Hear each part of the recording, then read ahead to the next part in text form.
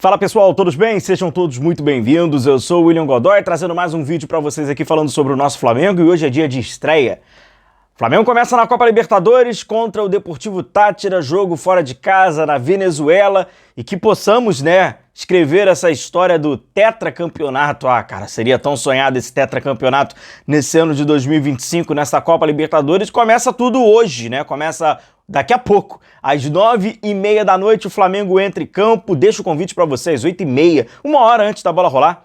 Você chega junto aqui no nosso canal, a gente vai estar no nosso primeiro pré-jogo de Libertadores, que tem um gostinho diferente, tem um sabor diferente. Então chega aqui com a gente e vambora, vamos falar sobre esse jogo do Flamengo, vamos falar sobre esse adversário do Flamengo. Flamengo que tem muitos problemas na sua escalação, Infelizmente, acaba se tornando, em aspas, um misto, pois são muitos jogadores que seriam ali, hoje seriam reservas, A verdade também é essa, Hoje seriam reservas ali do Felipe Luiz, e infelizmente esse não é o panorama ideal, quando você já começa uma competição como essa, tendo muitos problemas por desgaste físico, recuperação, lesão, enfim, não é o ideal, mas é o real, É o problema atual ali do Flamengo. A lista é grande, Tem ali o Wesley, que tá fora, Danilo, Gerson, Arrascaeta, Plata, nossa, quantos jogadores importantes, A gente citou só jogadores importantes, para esse time do Flamengo, jogadores ou que fazem diretamente parte dessa espinha dorsal de destaque dessa temporada de 2025, ou de jogadores, que tem ali a sua contribuição, para esse time do Felipe Luiz.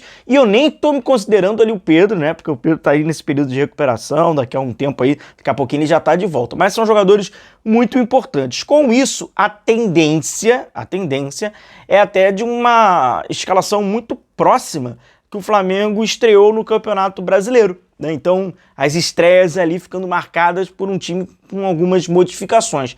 Antes de eu passar aqui para vocês a escalação do Flamengo, e esse provável equipe que vai a campo, porque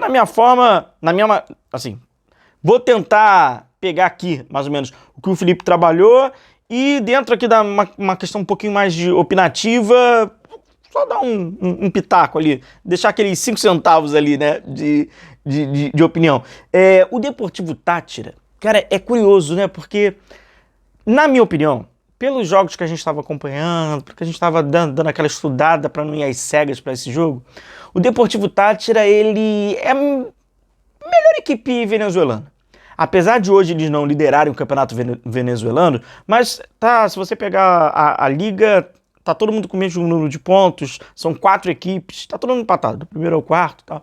Mas eu acho que são os melhores. Só que eles me trouxeram uma memória.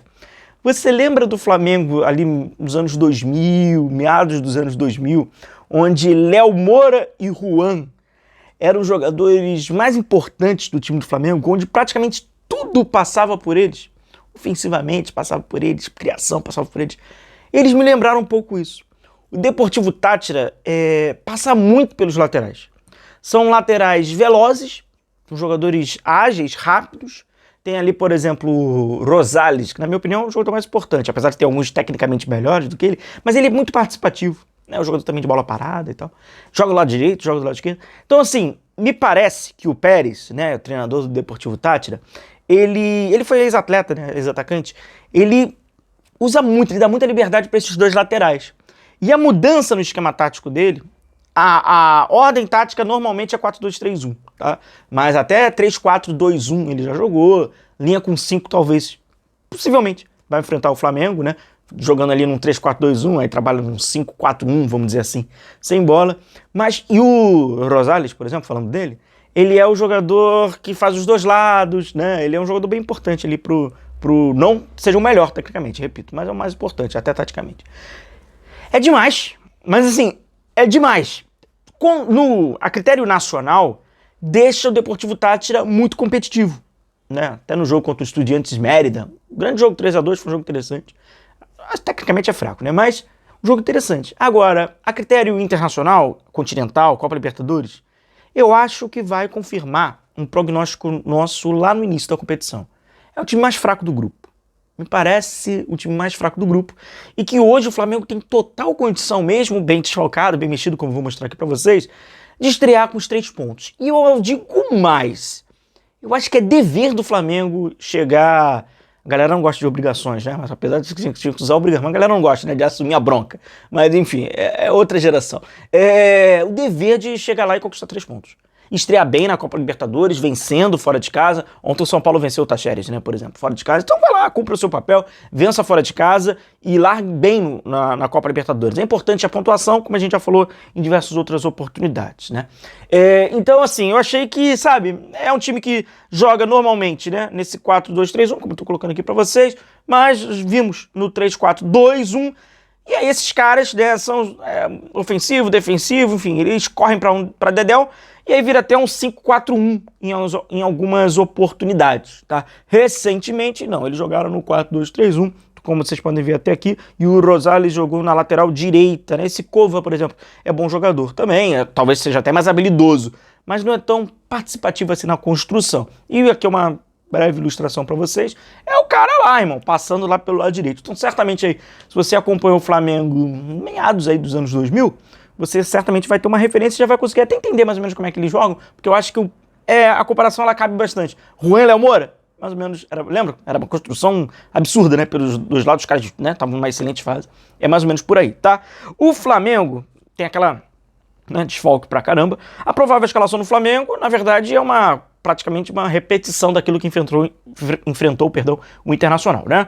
Com o goleiro Rossi no gol, com o Varela, que é a novidade, né, na lateral direita, a defesa ali com o Léo Ortiz, Léo Pereira e Alexandro, e aí vamos lá, Pulgar, De La Cruz, e aí vamos falar desse, eu não gosto, quarteto mais à frente, porque às vezes vira um 4-2-4 fedorento, né?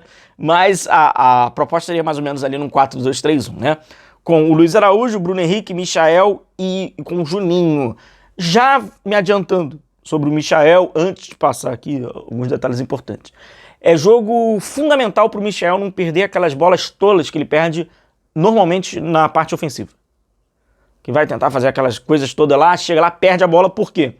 Dependendo do modelo que o Flamengo vai jogar, e eu vou mostrar aqui para vocês, o Alexandro vai precisar apoiar também, como aconteceu no segundo tempo contra o Internacional, né? Com essa ultrapassagem do Alexandro, não é mais um menino para ficar correndo para trás. E o Deportivo Táchira utiliza muito o lado direito com essa passagem do Rosales, são laterais muito rápidos.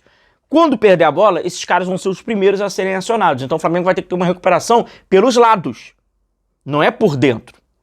E pelos lados, se tiver deslocamento de zagueiro pelos lados, vai abrindo espaço. Então é um corredor importante. Então é fundamental o Michel não perder aquelas bolas por aquelas bobeiras, né? Encarando um contra um e perder faz parte do jogo. Mas aquelas bobeiras que normalmente ele acaba perdendo, pode desencadear uma transição. E é tudo que o Deportivo Táchira quer, principalmente pelos lados, que é onde, né, os jogadores de velocidade. Esse aqui seria o Flamengo, né, que começa mais ou menos contra o Internacional, no 4-2-3-1, que não funcionou. E esse aqui é o Flamengo do segundo tempo, que foi mais perigoso, com o Bruno Henrique mais à frente, com o Michael fazendo mais a diagonal para o Alexandro passar, por isso que eu falei que vai ter a participação do Alexandro, mas esse esquema, se torna um perigo quando vira mais ou menos ali um 4-2-4 e o meio-campo acaba esvaziando, né? Aí que eu coloco a minha opinião, gostaria de ver um 4-1-3-2. Se assim for utilizar o Bruno Henrique mais à frente, eu acho que deveria, o De La Cruz um pouquinho mais pra frente. De La Cruz preenche mais o espaço, o time fica mais organizado, não fica tão esburacado, não vai sofrer tanto, porque acaba não sofrendo muito De La Cruz e Pulgar jogando paralelo com um Clarão, porque são praticamente dois pontas, né? Então eu acho que o De La Cruz um pouquinho mais à frente poderia dar um equilíbrio maior a essa formação aí do Flamengo.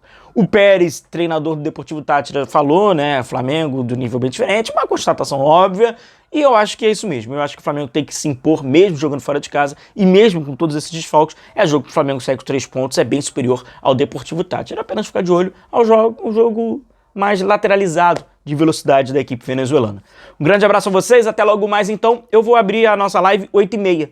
Eu vou abrir 8h30, vai ser legal pra gente bater um papo aqui. Tamo junto, um grande abraço, até logo mais e valeu!